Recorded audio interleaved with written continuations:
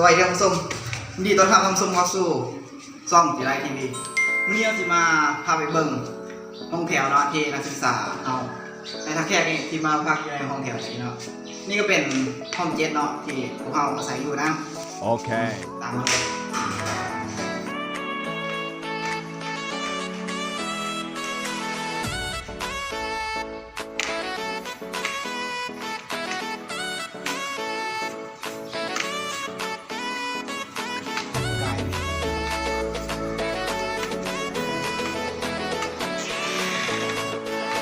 ตอนนี้ก็มาฮอดห้องของเราแล้วนะดู19พบเจอกันไหน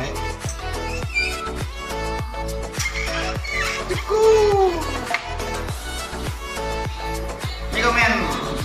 ลูกน้องของข้าพเจ้าเนาะมึงสาวแล้ว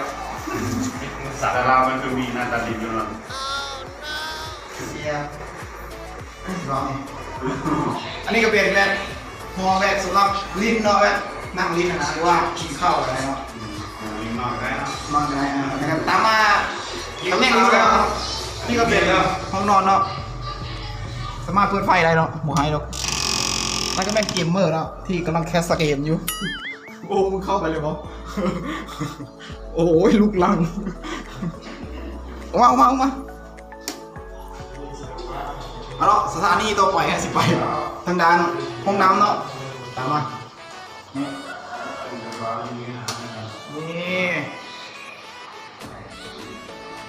พอแล้วก็ต่อไปก็จะเป็นเพื่อนครัวเนาะสปรายกาซีลกๆเลยเนาะเศร้าลกอยู่นะ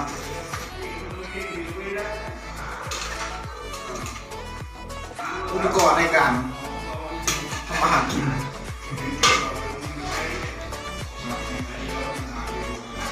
ตายนะคะ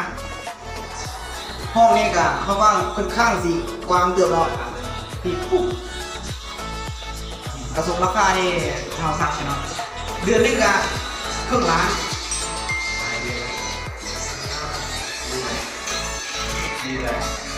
นี่ก็แม่นผลไม้ที่เราปลูกไว้กำลังออกมาออกผลเนาะประมาณเดือนหน้าก็ได้กินแล้วเนี่ยมะม่วง